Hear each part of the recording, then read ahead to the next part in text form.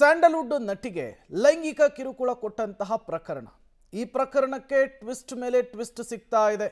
ಉದ್ಯಮಿ ಅರವಿಂದ್ ರೆಡ್ಡಿ ಮಾಡಿದಂತಹ ಆರೋಪಗಳಿಗೆ ಸ್ವತಃ ನಟಿಯೇ ಪಬ್ಲಿಕ್ ಟಿವಿ ಜೊತೆಗೆ ಮಾತನಾಡುತ್ತಾ ಎಲ್ಲದಕ್ಕೂ ಕೂಡ ಉತ್ತರವನ್ನು ಕೊಟ್ಟಿದ್ದಾರೆ. ಉದ್ಯಮಿ ಮಾಡ್ತಾ ಇರುವಂತಹ ಆರೋಪಗಳೆಲ್ಲವೂ ಕೂಡ ಶುದ್ಧ ಸುಳ್ಳು ಅಂತ ಹೇಳ್ತಾ ಇದ್ದಾರೆ. ಹಾಗಾದರೆ ಪಬ್ಲಿಕ್ ಟಿವಿ ಜೊತೆಗೆ ಮಾತನಾಡಿದಂತಹ ಸ್ಯಾಂಡಲ್ವುಡ್ ನಟಿ ಅವರ ಮೇಲೆ ಕೇಳಿ ಬಂದಂತಹ ಆರೋಪಕ್ಕೆ ಕೊಟ್ಟಂತಹ ಉತ್ತರವೇನು ನೋಡ್ತಾ ಹೋಗೋಣ.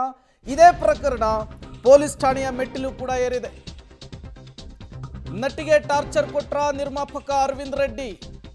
ನಟಿ ಆರೋಪಗಳನ್ನ ನಿರಾಕರಿಸಿದ್ದ ಉದ್ಯಮಿ ಅರವಿಂದ್ ರೆಡ್ಡಿ. ನಟಿಗಾಗಿ 5 ಕೋಟಿ ರೂಪಾಯಿ ಖರ್ಚು ಮಾಡಿದ್ದೇನೆ, ಸೈಟು ಮನೆ ಕೊಡಿಸಿದ್ದೇನೆ ಅಂತೇಳಿ ನಿರ್ಮಾಪಕ ಕಮ್ ಉದ್ಯಮಿ ಅರವಿಂದ್ ರೆಡ್ಡಿ ಆರೋಪವನ್ನ ಮಾಡಿದ್ರು. ನನಗಿಂತ ಬೇರೆಯವರೊಂದಿಗೆ ಆಕೆ ಓಡಾಡ್ತಾ ಇದ್ಲು, ಆಕೆಯೇ ನನಗೆ ಮೋಸ ಮಾಡಿದ್ದಾಳೆ ಅಂತ ಹೇಳಿ ಪಬ್ಲಿಕ್ ಟಿವಿ ಜೊತೆಗೆ ಎಕ್ಸ್ಕ್ಲೂಸಿವ್ ಆಗಿ ಮಾತನಾಡಿದ್ರು. ಪಬ್ಲಿಕ್ ಟಿವಿ ಜೊತೆಗೆ ನಿರ್ಮಾಪಕ ಅರವಿಂದ್ ರೆಡ್ಡಿ ಅವರು ಎಕ್ಸ್ಕ್ಲೂಸಿವ್ ಆಗಿ ಮಾತನಾಡಿದ್ದಾರೆ.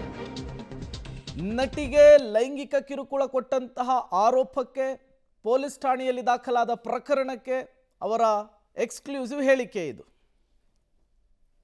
ಅರವಿಂದ್ ರೆಡ್ಡಿ ವಿರುದ್ಧ ಮಾಜಿ ಬಿಗ್ ಬಾಸ್ ಸ್ಪರ್ಧಿ ನಟಿ ಒಬ್ಬರು ಗಂಭೀರ ಆರೋಪವನ್ನು ಮಾಡಿರುವಂಥದ್ದು. ಅದರ ಬಗ್ಗೆ ಮಾತಾಡಲಿಕ್ಕೆ ನಿರ್ಮಾಪಕರು ಮತ್ತು ಉದ್ಯಮಿ ಆಗಿರುವಂಥ ಅರವಿಂದ್ ರೆಡ್ಡಿ ಅವರು ಕೂಡ ನನ್ನ ಜೊತೆ ಇದ್ದಾರೆ.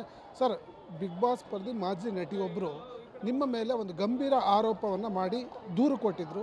ಆ ದೂರಿನ ಬಗ್ಗೆ ನಿಮ್ಮ ಅವ್ರು ದೂರು ಕೊಟ್ಟಿದ್ದಾರೆ. ಆ ದೂರು ಆ ಕಂಪ್ಲೇಂಟ್ ಮೇಲೆ ಪೊಲೀಸವರು ಏನು ಕ್ರಮ ತಗೋಬೇಕು ತೊಗೊಂಡಿದ್ದಾರೆ. ಆ ನಂತರ FIR ಫೈಲ್ ಮಾಡಿದ್ದಾರೆ. ಆ ನಂತರ ಇವತ್ತು ನನ್ನನ್ನು ಕಸ್ಟಡಿಗೂ ತೊಗೊಂಡಿದ್ರು, ಕೋರ್ಟ್ಗೂ ಪ್ರೊಡ್ಯೂಸ್ ಮಾಡಿದ್ರು. ನನ್ನ ಬೇಲಾಗಿ ಇವಾಗ I am here in front of you. Sir, ಈಗ ನಿಮ್ಮ ಮೇಲೆ ಒಂದು ಗಂಭೀರ ಆರೋಪವನ್ನು ಮಾಡಿರುವಂಥದ್ದು. ನಮ್ಮ ಜೊತೆ ರಿಲೇಷನ್ಶಿಪ್ಪಲ್ಲಿ ಇದ್ದರು, ಅದಾದ ಬಳಿಕ ನನಗೆ ಇಲ್ಲ ಸಲ್ಲದ ಕಾರಣಕ್ಕಾಗಿ ಸಾಕಷ್ಟು ಕಿರುಕುಳವನ್ನು ನೀಡ್ತಿದ್ರು ಅನ್ನುವಂಥದ್ರ ಬಗ್ಗೆ. ಒಂದು ರಿಲೇಷನ್ಶಿಪ್ಪಲ್ಲಿ ಇಬ್ಬರು ಇರೋವಾಗ ಇಲ್ಲದ ಕಾರಣ, ಸುಳ್ಳದ ಕಾರಣ ಕಿರುಕುಳ ಕೊಡೋದಕ್ಕೆ ಇಲ್ಲ ನಾನು ಹುಚ್ಚಾಗಿರಬೇಕು, ಇಲ್ಲ ಅವರು ಹುಚ್ಚರಾಗಿರಬೇಕು. ಸರ್, ಯಾಕೆ ನಿಮ್ಮ ಮತ್ತು ಅವರ ಮದುವೆ ಕೂಡ ಫಿಕ್ಸ್ ಆಗಿತ್ತು, ಮದುವೆ ಮತ್ತು ಎಂಗೇಜ್ಮೆಂಟ್ ದಿನಾಂಕ ಫಿಕ್ಸ್ ಆದಮೇಲೆ ಈ ರೀತಿ ಡ್ರಾಮಾ ಯಾಕೆ? ಅದೇ ನಾನು ಹೇಳ್ದಂಗೆ ಮಸಾಯ್ ಮಾರ ಮತ್ತು ಟ್ಯಾನ್ಜಾನಿಯಾ ತಡೋಬಾ ಟ್ರಿಪ್ಸ್ ಹೋದಾಗ ಅದು ಯಾರೋ ಒಂದು ಹುಡುಗನ ಜೊತೆ ಸ್ವಲ್ಪ ಕ್ಲೋಸ್ ಆಗಿ ನಿಟ್ಟಾಗಿದ್ಲು.